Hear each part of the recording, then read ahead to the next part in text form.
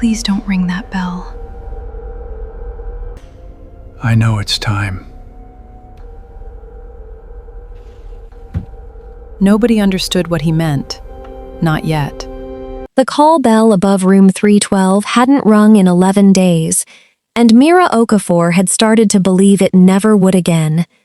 She stood at the nurse's station at 6:47 in the morning, watching the amber light stay dark above the door, and felt the same tight breath she felt every shift, half relief, half dread. 11 days since Arthur Vance had stopped pressing it. 11 days since he'd stopped asking for anything at all. Mira was 26, 3 years into nursing, and she still hadn't learned how to stop caring the way the older nurses had.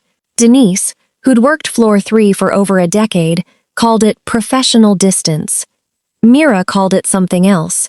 She didn't have a name for it yet. She'd read Arthur's chart so many times she could recite it in her sleep. 78 years old, stage 4 pancreatic cancer. No visitors in 3 weeks except a niece who signed forms and left before the ink dried. Do not resuscitate. Signed, witnessed, filed. But it wasn't the diagnosis that kept Mira awake at night. It was the bell. 3 nights ago, at 2:14 a.m., the light above room 312 had flared to life. Mira had rushed in, heart hammering, expecting to find Arthur in pain, or worse. Instead, she found him sitting upright, eyes open, staring at the empty chair beside his bed. The chair where, according to the file, no one ever sat. She was just here, he'd whispered. Don't let her leave again. Mira had checked his vitals, adjusted his morphine drip, and told the charge nurse it was likely medication-related confusion. That was the answer that fit the chart. That was the answer that let everyone sleep. But 2 nights later, the bell rang again, and this time, when Mira walked in, Arthur wasn't confused. He was crying, quietly, the way people cry when they've been carrying something too heavy for too long. "Nurse," he said, gripping her wrist with surprising strength. "Please, whatever you do, when that bell rings again, don't answer it. Don't let anyone answer it. Not for me." She hadn't understood what he meant. She still didn't. Now, standing at the station with her coffee going cold, Mira watched Denise breeze past with a chart in hand. "Rough night with Vance?" Denise asked, not really waiting for an answer. "He asked me not to answer his bell," Mira said. "If it rings again." Denise paused, just for a second, long enough that Mira noticed. "People say strange things when they're scared, honey. Don't read into it." But Mira had already read into it. She'd been reading into it for 3 nights, replaying his voice, the particular way his hand had trembled, not with weakness, but with something closer to fear. Real fear, the kind you don't fake at the edge of your life. At 7:02, she walked past room 312 on her rounds. Through the narrow window in the door, she saw Arthur asleep, his chest rising and falling in slow, labored breaths. The chair beside his bed was empty, just as it always was. She didn't know yet that within 72 hours, that chair would not be empty. She didn't know that the bell above that door was about to ring one final time, and that when it did, everyone on the floor would hear it, and no one, not even her, would be fast enough to stop what came next. She only knew, standing there in the pale morning light, that something in room 312 was waiting, and it had been waiting a very long time. She thought about calling in sick that night, a coward's thought, gone as quickly as it arrived, and instead did what she always did when a case unsettled her. She went to the break room, poured coffee she didn't want, and opened Arthur's chart on the tablet, scrolling past the vitals and medication logs to the admission notes from 3 months earlier. Patient requested room 312, specifically upon intake. Reason given, sentimental attachment. No further elaboration provided. Mira read the line 4 times. Hospitals didn't usually accommodate room requests, not for anything beyond insurance coverage or accessibility needs. Someone had made an exception for Arthur Vance. Someone, somewhere in the admissions office, had decided that an old man's sentimentality was reason enough to bend policy. She thought about asking Denise directly, why this room, why him, why now? But some instinct told her Denise already knew more than she was saying, and pushing too hard, too fast, would only close the door further. So instead, Mira did what nurses do best when they can't get answers from the people in charge. She watched, and she waited, and she paid closer attention than anyone asked her to. That evening, before her shift ended, she stopped by room 312 one more time. Arthur was awake, propped against his pillows, watching the window as though the parking garage view held some secret only he could see. "You're the quiet one," he said without turning his head. "The one who actually looks at me when she talks. Most of them look at the machines. I look at the machines too," Mira admitted. "Just not only at them." That earned the ghost of a smile.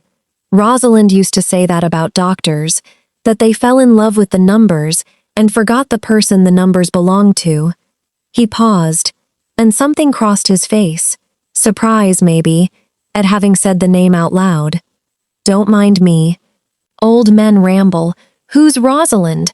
Mira asked, keeping her voice light, unhurried. But Arthur had already closed his eyes, and whether from exhaustion or evasion, Mira couldn't tell.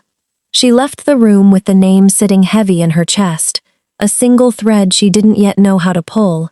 Her name was Colleen Vance, and she visited exactly twice a month, always for less than 10 minutes, always standing. Mira had clocked the pattern within her first week on Arthur's case. Colleen would arrive in tailored blazers that looked wrong against the hospital's fluorescent lighting, sign whatever needed signing, ask the doctor 2 clipped questions about prognosis, and leave without once sitting in the chair beside the bed. It wasn't cruelty exactly. Mira had seen cruelty before, and this wasn't it.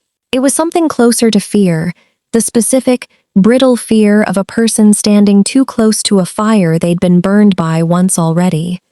On Thursday afternoon, Colleen arrived for her bi-weekly visit, and Mira, against every instinct of professional boundary, found herself lingering in the doorway.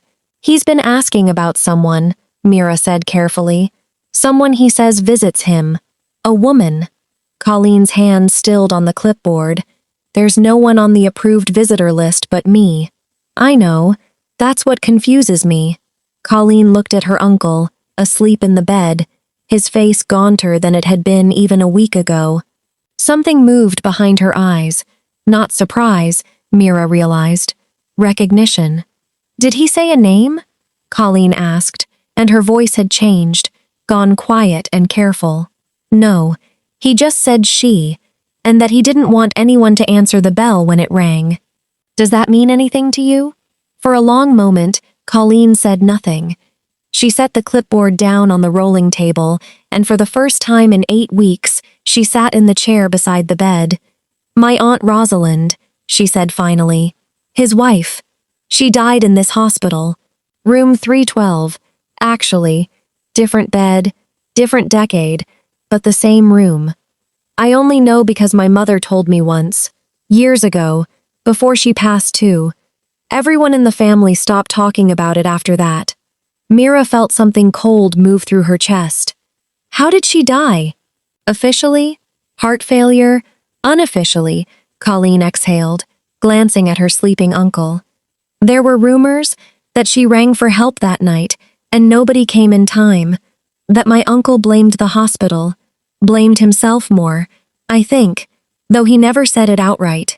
He never remarried, never talked about her, and he asked, when he got sick, to be admitted here, to this exact hospital, even though it's 40 minutes further than the one near his house. Did he ask for this room specifically? Colleen met her eyes. I don't know. I never asked. I was too afraid of the answer.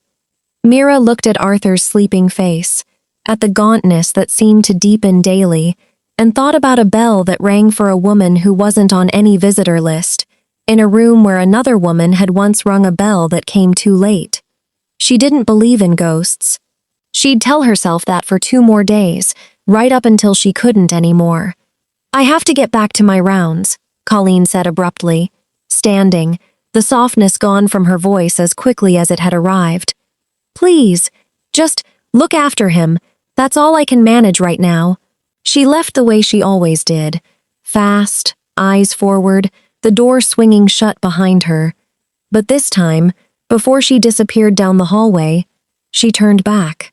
"If the bell rings," she said, "and he tells you not to answer it, nurse, I think you should listen to him. I think my family has been not listening to that man for 40 years, and look where it's gotten us." Mira stood alone in the hallway long after Colleen was gone, turning the words over. "Look where it's gotten us." She glanced at the amber light above room 312, dark and silent, and for the first time, she was afraid of what it meant when it wasn't. That night, unable to sleep, Mira did something she rarely allowed herself. She brought the case home with her, if only in her mind. She sat at her kitchen table with tea gone cold and a notepad, writing down everything she knew. Arthur requested room 312. His wife, Rosalind, died in that room decades ago. He talks to an empty chair. He begs no one to answer his bell. She stared at the words until they blurred, and somewhere around midnight, a thought surfaced that she couldn't shake. What if the bell wasn't about Arthur being afraid of dying? What if it was about Arthur being afraid of surviving something he believed he wasn't supposed to survive? She thought of her grandmother, back home, who used to say that grief was a debt collector, patient, thorough, and willing to wait generations if it had to, for someone to finally pay what was owed. Mira had always thought it was just something old women said to frighten children into behaving. Now, at her kitchen table at midnight, it felt less like superstition and more like a diagnosis she didn't have the tools to treat. She thought about calling Colleen, then decided against it. Whatever was happening in room 312 wasn't going to be solved with a phone call. It was going to require patience, the kind of patience she wasn't sure she possessed, and the courage to sit with a mystery instead of rushing to solve it. She went to bed with the notepad still open on the table, the questions still unanswered, and dreamed, for the first time in years, of a hospital hallway she didn't recognize and a bell that rang and rang, no matter how fast she ran toward it. Ruth Feldman had retired from nursing 11 years ago, but she still lived 2 blocks from the hospital, and she still, out of habit more than need, ordered decaf at the diner across the street every Tuesday at 4. Mira found her there on her day off, having spent the morning working up the courage to ask Denise a question that Denise had clearly not wanted to answer. "If you want to know about the old cases," Denise had finally said, rubbing her temple, "go find Ruth. She was on floor 3 back then. But Mira, don't stir up things that don't need stirring." Ruth looked up when Mira slid into the booth across from her, uninvited, and something in her face suggested she'd been expecting this conversation for longer than 11 years. "You're the one taking care of Arthur Vance," Ruth said. It wasn't a question. "How did you know?" "Because you have the look. The one we all got, back then, working that room." Ruth wrapped both hands around her coffee cup. "Room 312 has a way of finding the nurses who care too much." Mira's pulse quickened. "You knew Rosalind Vance. I was the one on shift the night she died." Ruth's voice didn't waver, but her eyes went somewhere distant, somewhere Mira couldn't follow.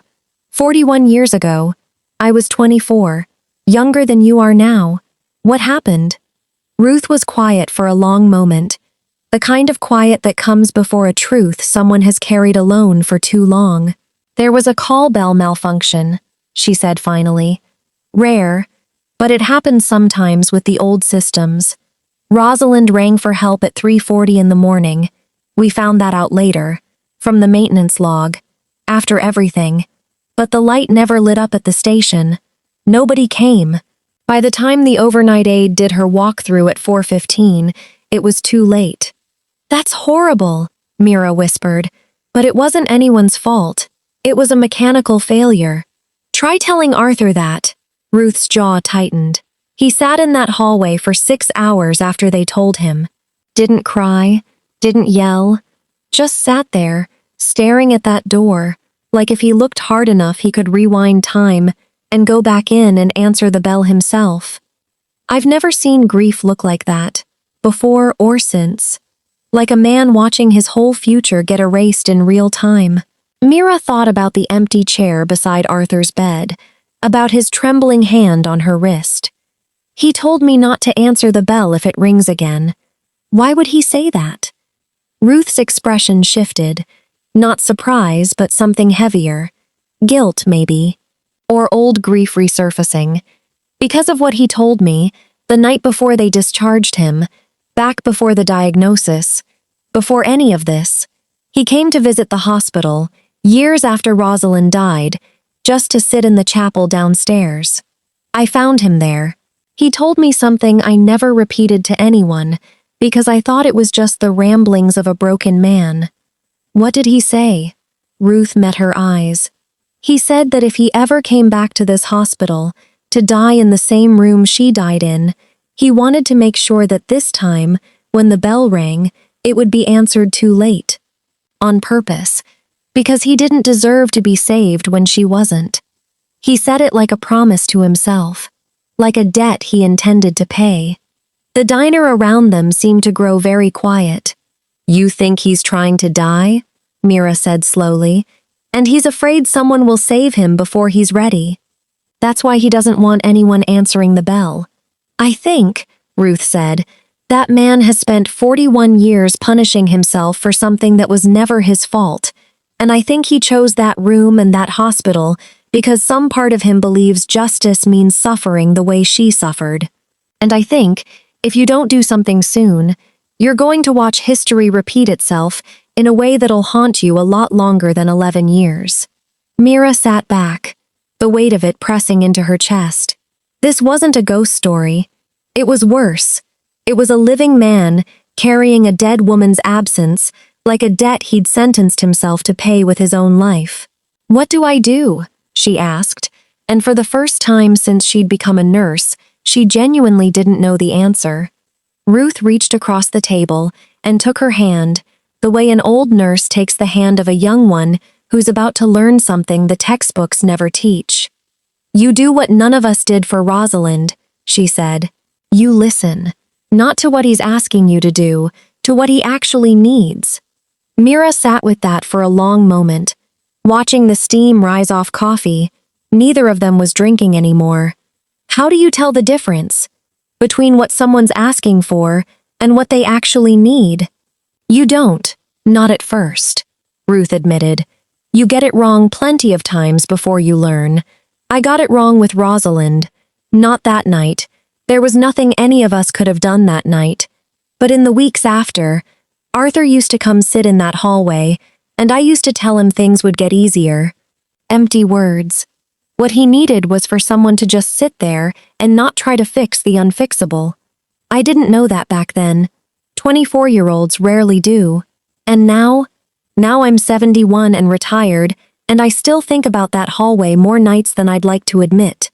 Ruth managed a small, tired smile. That's the thing about this job nobody warns you about. Some patients leave, and you forget them within a week. Others move in and never fully move out. Arthur Vance moved into a corner of my chest 41 years ago, and he's been renting space there ever since. Mira thought about the amber light above room 312, thought about the chair that was never sat in, thought about a debt a man believed he owed a woman who had loved him enough, presumably, to want the opposite of what he thought he deserved. I don't know if I can fix this, she said quietly. You're not supposed to fix it, Ruth said. You're supposed to witness it. There's a difference. And it took me 30 years in this profession to understand what it was. Fixing is for broken machines. People need something else. They need somebody willing to stay in the room, even when there's nothing left to do but stay. Mira left the diner as the afternoon light began to slant gold across the street, Ruth's words settling into her chest alongside everything else she now carried. the maintenance report she still needed to find, the promise she'd made to a dying man, and the growing certainty that whatever happened next in room 312 would ask more of her than any shift ever had. It happened on a Sunday, 4 days after Mira's conversation with Ruth, during the loneliest hour of the night shift, 3:40 in the morning, though Mira wouldn't register the significance of that exact time until much later. She'd requested to be assigned to Arthur's hallway that night. She hadn't told anyone why. She'd simply told the charge nurse she wanted the rotation, and something in her tone must have carried enough weight that no one questioned it. In the days leading up to that Sunday, Mira had done something she'd never done for a patient before. She'd gone digging through the hospital's old facilities records, buried in a basement archive that smelled of dust and forgotten decades, until she found what she was looking for. A maintenance log from 41 years earlier, confirming 3 separate call bell malfunctions on the 3rd floor that winter, the last of which had prompted a full replacement of the nurse call wiring system the following spring. She'd made a copy. She'd carried it folded in her scrub pocket for 4 days, waiting for the right moment, uncertain if a piece of paper could undo 4 decades of guilt, but certain that Arthur deserved the chance to find out. She'd also spoken to Colleen twice more that week, gently probing for anything else the family might know, and had learned that Rosalind had been a school teacher, that she'd taught 3rd grade for 19 years, that she'd kept a rock collection on her windowsill that Arthur had never had the heart to pack away even now. 4 decades and 1 small apartment move later. Small details, the kind that make a stranger into a person, a name, into a whole life that had once laughed and taught children their multiplication tables and loved a man enough to spend 30 years beside him. Mira had carried all of it, the maintenance report, the rock collection, the school teacher's 19 years, into that Sunday night shift, though she still didn't know exactly what she planned to do with any of it. She only knew that something in her had shifted since the first night the bell had rung, some quiet resolve that told her this was no longer just another case on her rotation. At 3:38, she was doing rounds 2 doors down when she heard it. Not the bell yet, but Arthur's voice, low and steady, talking to someone in a room that, according to every record and every visitor log, held no one but him. She approached quietly and looked through the narrow window.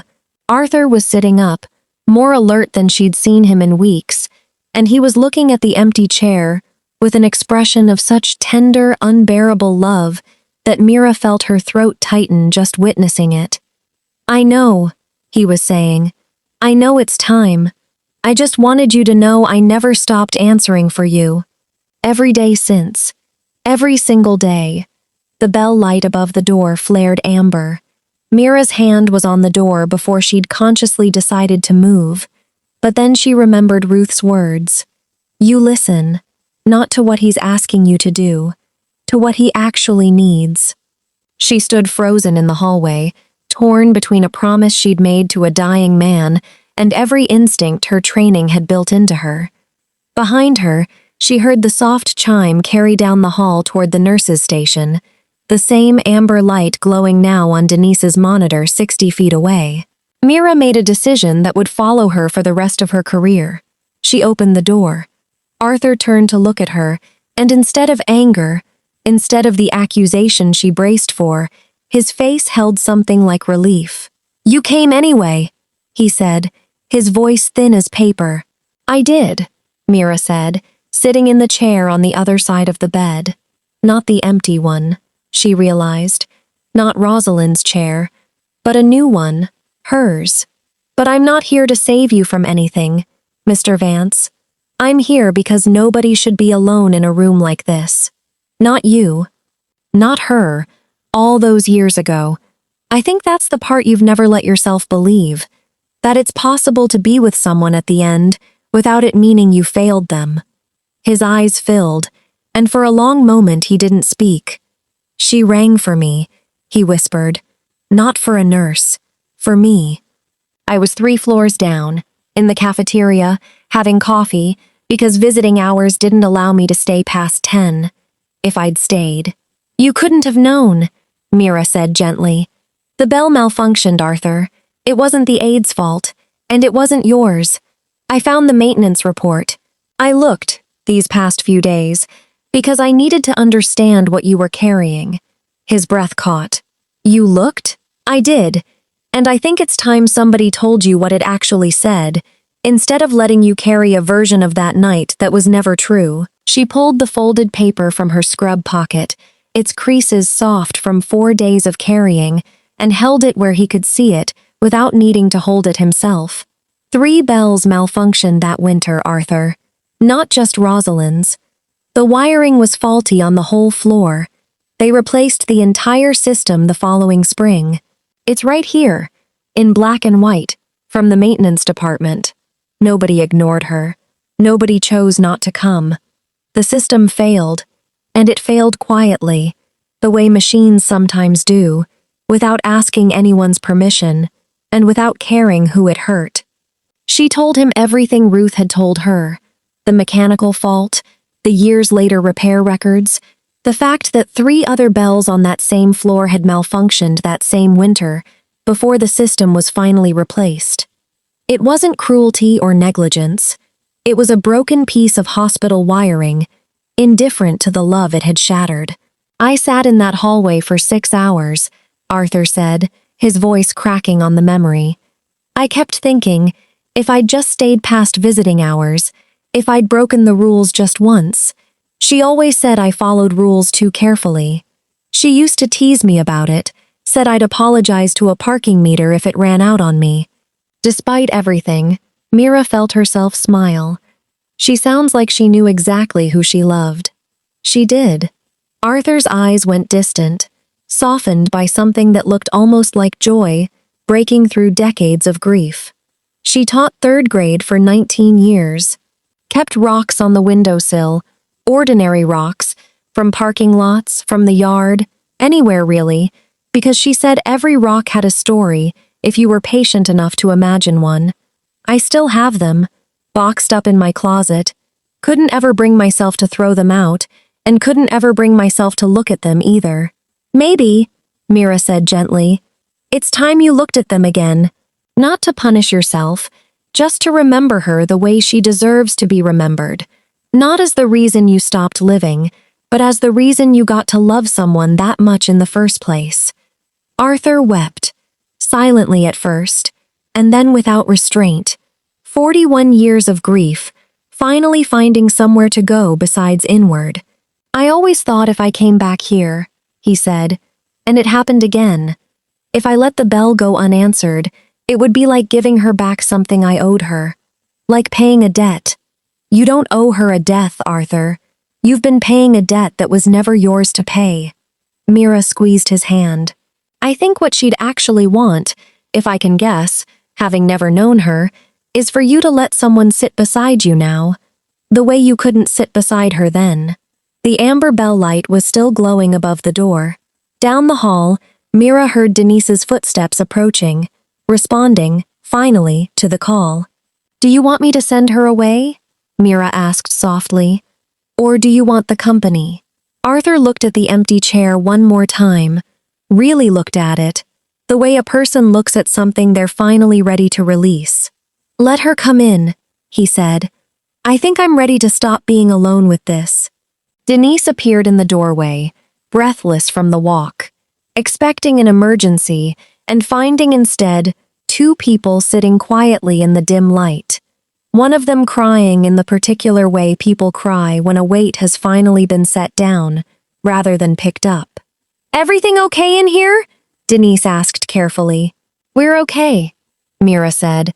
I think we actually are, for the first time in a long time. Over the following 2 weeks, something in Arthur Vance's room changed. Mira couldn't have explained it to a supervisor or written it in a chart, but everyone on the floor noticed it. A quality of peace that hadn't been there before. As Colleen began staying longer during her visits, first 10 minutes, then 20, then an hour, sitting in the chair that had waited so long to be used for something other than grief. He told me about her, Colleen said to Mira one afternoon, watching her uncle sleep. Really told me, Not the sanitized version my mother used to give. How they met, what she smelled like, the stupid jokes she used to make. I never knew any of that. 41 years, and I never knew any of that, because he was too afraid it would break him to say it out loud. Grief does that, Mira said. Makes silence feel safer than memory. You did something for him, Colleen said. I don't fully understand what, but I know it happened, because he's different. Lighter, somehow, for someone who's this sick. Mira thought about that word, lighter, and how strange it was that it could apply to a man so close to the end of his life. But she understood it now, in a way she hadn't before that Sunday night. Some weights aren't lifted by getting better. Some are lifted simply by finally being witnessed. Arthur passed away 17 days later, on a quiet Tuesday morning, with Colleen holding one hand and Mira, off the clock but present anyway, holding the other. There was no bell that final morning, no amber light, no moment of crisis. Just a slow, gentle exhale, the kind that comes when a person has finally made peace with the story they've been telling themselves for far too long. Mira cried in the supply closet afterward, the way she always did, the way Denise had warned her not to, but never actually judged her for. 3 weeks later, a small envelope arrived at the nurse's station, addressed to Mira by name. Inside was a single photograph, a young Arthur, decades younger, standing beside a laughing woman with dark curls and a chipped front tooth, both of them soaked from some long-forgotten rainstorm, both of them looking at each other like the whole world had just been invented for their benefit. On the back, in handwriting that must have taken enormous effort given how far his illness had progressed, Arthur had written, "This is Rosalind. Now you know her too. Thank you for teaching an old man that answering someone doesn't mean saving them. Sometimes it just means staying." Mira kept the photograph in her locker for the rest of her career. Years later, training new nurses of her own, she would tell them, carefully, without ever revealing the full story, because some things belonged only to the people who lived them, that the hardest lesson in this profession wasn't learning how to save people. It was learning when saving wasn't what someone actually needed. Sometimes what they needed was simply someone willing to sit in the chair beside them and stay. The call bell above room 312 was eventually replaced, along with the rest of the floor's outdated system, during a hospital-wide renovation the following year. But Mira, walking past that door on quiet nights for the rest of her tenure there, always found herself glancing at it anyway, not with fear anymore, but with a strange, settled tenderness. Some rooms hold their grief for decades, waiting for someone patient enough to finally answer it correctly. In the years that followed, Mira moved up through the ranks the way steady, attentive nurses often do, not through ambition, but through the quiet accumulation of trust. She became a charge nurse herself eventually, then a mentor to new hires who arrived each year wide-eyed and eager, and entirely unprepared for what the job would actually ask of them. She never told the full story of room 312 to anyone outside the hospital, not even to her closest friends, because some stories don't survive being turned into anecdotes. They lose something essential in the retelling, the particular silence of that hallway at 3:40 in the morning, the way Arthur's hand had trembled with fear rather than weakness, the specific quality of light through a hospital window at the exact moment a decades-old debt finally came due and was, at last, forgiven rather than paid. But she kept the photograph. She kept it long after she left that hospital for another, long after Denise retired and Ruth passed peacefully in her sleep at 83, long after Colleen sent a final letter thanking her for something Colleen said she still didn't have words for. Only gratitude. Sometimes, training a nervous new nurse who reminded her of herself at 26, Mira would find herself glancing toward whatever room held the hardest case on the floor, and she would think of Arthur's voice that first night, pleading with her not to answer a bell he believed carried a debt he owed. She would think about how wrong he'd been, and how understandable that wrongness was, born as it had been from love too large to carry alone for 41 years, and she would tell her students the same thing Ruth had once told her, over lukewarm coffee at a diner that no longer exists. You're not always there to fix things. Sometimes you're there simply to stay. And staying, it turns out, is its own kind of answer. The bell above room 312 rang many more times after Arthur passed, for many more patients, most of them unremarkable, most of them resolved with nothing more dramatic than an adjusted IV or a request for water. But every so often, walking that hallway on a quiet night, Mira would pause outside that door anyway, just for a moment, and remember that some rooms carry more than illness within their walls. Some carry love that never finished saying what it needed to say, until, finally, someone patient enough came along to listen. Every hospital has a room like 312, not haunted by ghosts, haunted by the things we never said, and the guilt we never let go of. Arthur didn't need saving from his illness. He needed someone to finally tell him the truth he'd been too afraid to hear for 41 years. It was never his fault. And Mira, she didn't fix him. She just stayed. She listened when everyone else looked away. That's the real twist in this story. Sometimes the bravest thing you can do isn't rushing in with answers.